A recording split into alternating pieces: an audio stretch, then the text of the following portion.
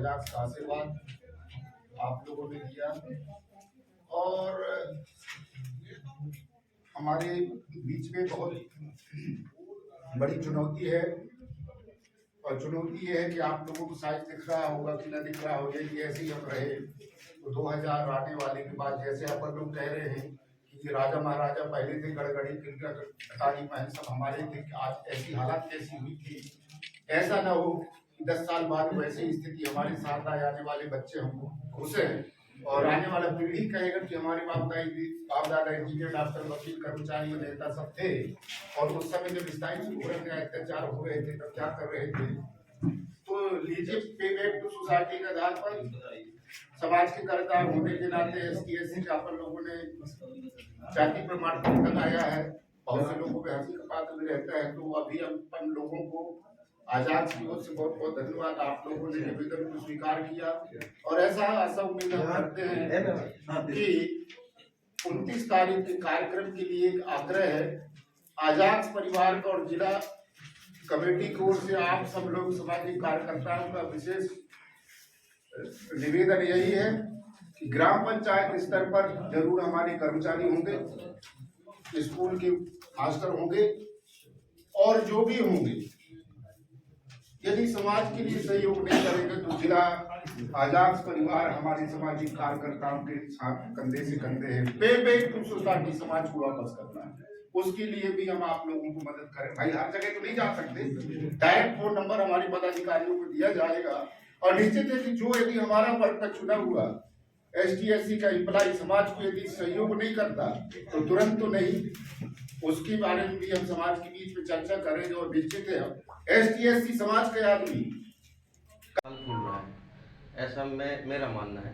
अब बीच में क्या है कि थोड़ा सा एक तो बीच में कोरोना काल का समय भी रहा है, उस बीच में हम आपस में नहीं बैठ पाए। कार्यकाल कॉलेज साहब तक चला गया, उनको भी बहुत बहुत बधाई। कम से कम संघर्ष के समय में उनका भी साथ मिला था हमको। साथियों, मेरा जो मानना है और जो एक जिम्मेदारी एक संगठन के नेतृत्व करते हुए मैं जो अनुभव कर पाया हूँ संपूर्ण मध्य प्रदेश में, तो मेरा यही मानना है कि जिस प्रकार से अजाक्स जो है, अजाक्स को जहाँ तक मैं समझ पा रहा हूँ उसमें केवल अधिकारी और कर्मचारियों की बात अधिकतर होती आई है।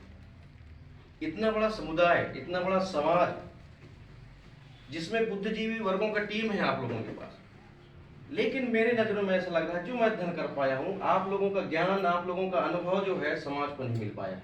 कि यदि हम अपने हक और अधिकार को नहीं पहचानेंगे, समय पर हम चेतेंगे नहीं, तो उसका परिणाम भी हमको भुगतना ही पड़ेगा। बाबा साहब अम्बेडकर ने इस समाज को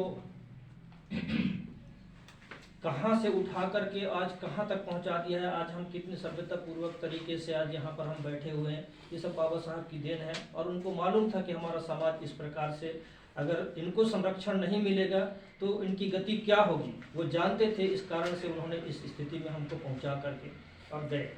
उसी का सम्मान करने के लिए हम सभी समाज ST/SC OBC जितने भी हमारे समाज हैं, ये सभी एकजुट होकर के हम लोग काम करें। और क्योंकि आज का समय संघर्ष का समय है, अगर हम अभी सो गए, देखिए बहुत बड़ी बड़ी बातें होती हैं। मैं छोटी सी बात अपनी भी रखना चाहता हूँ। ये हमारा क्षेत्र जनजाति आदिवासी क्षेत्र है। आदिवासी विधायक बनेगा, आदिवासी यहाँ पर सांसद बनेगा, आदिवासी सरपंच बनेगा, आदिवासी पर समस्त विभागों में हमारे बाहुल्यता के कारण हमारे लोगों का प्रतिनिधित्व रहता है। जिस तरह अभी अपनी बात रखे उस हिसाब से जब तक हम सब मिलके एक जड़ पे काम नहीं करेंगे तब तक न समाज जग पाएगा और न हम भी जो कर्मचारी संघ है उनका भी भला नहीं हो पाएगा। क्यों? क्योंकि हम लोग क्या सोचते हैं कि हमारा तो कोई ध्यान ही नहीं देते हैं, और जो संघ कर्मचारी संघ वाले हैं वो सोचते हैं यार हमको तो कोई साथ ही नहीं देते हैं। तो जब हम दोनों मिलके एक पटरी पे आएंगे, एक रास्ते पे चलेंगे, तो इतना हमारा मानना है कि तय है कि सरकार को ये सारी मांगे बिल्कुल घर में आके देना पड़ेगा। कोई भी इसमें बंधन नहीं है, राज्यसभा में कोई भी व्यक्ति जा सकता है। तो प्रथम आज इस अध्यक्ष की बैठक में सर्व समाज यहाँ पर बैठा हुआ है। मेरी प्रथम मांग है कि जब हम जनजाति को वर्षों से हम वोट दे रहे हैं, तो क्या हमारे भाई हमारे लिए भी राज्यसभा का संख्या भारी उसकी उतनी हिस्सेदारी है ना, इसलिए बाबा साहब का सबका बंधुत्व न्याय पर अपन करेंगे, अच्छी बात है। अब मैं चाहूँगा कि हमारे बीच में थोड़ा समय का ध्यान रखते हुए सभी लोग अपने लोग हैं, अपने अपने सुधार संगठना तो सभी को अवसर मिले। तो हमारे बीच में चलिए में स्वास्थ्य विभाग, ये अपना पशु चिकित्सालय में है, वन विभाग में है, स्कूल विभाग में है, कई विभागों में कार्यरत हैं आउटसोर्सिंग से भर्ती वाले। तो इनके जो मुद्दा है सर, तो आपके आजाद संघ में जोड़ने का थोड़ी प्रयास करेंगे। ठीक है, मेरा यही मानना है। और जो छात्रों संबंधित जो समस्या है सर, छात्रवृत्ति से जो भी पार्टी स्तर से जो कार्यक्रम चल रहा था, उसमें जो छात्रवृत्ति बहुत दिनों से किसी खाते में नहीं आ रहा है, तो समस्याएं हैं उसमें। और कॉलेज समय में, और हम अपनी बात तभी रख पाएंगे जब हमारा प्रतिनिधित्व होगा। हमारा प्रतिनिधित्व है ही नहीं, हम बात किसकी करेंगे? हम तो हमेशा केवल झंडा उठाने के काम आए हैं, और हमेशा हम केवल दूसरों की बात करने की बात आए। संघर्ष क्या होता है, चंद दिनों में मेरे साथियों ने दिखा दिया। जब बाबा साहब अम्बेडकर की प्रतिमा रखी जानी थी करंजिया में, तो मेरे अजाज के साथियों ने जी जान लगा दिया, लेकिन परिणाम। तो दूसरा प्रतिनिधित्व यदि किसी समाज का है तो वह झरिया समाज का है, और ये हम सब जानते हैं, बहुत अच्छे से जानते हैं। लेकिन हमारा उपयोग सिर्फ आज तक, जब से हम स्वतंत्र हुए हैं, तब से हम केवल वोट देने के लिए हमारा उपयोग। राज्यसभा की सीट चाहिए। दूसरा, हमको नरसिंहपुर गोटेगांव की जो सीट है एससी की, वो मेहरा समाज का प्रतिनिधित्व हो, चाहे जिस भी उसमें राजनीतिक दल से हो, सभी दल के लोग हमारे लोगों को प्रतिनिधित्व देने के लिए हमारा भी तो उसमें कहीं सम्मान बनना ही चाहिए।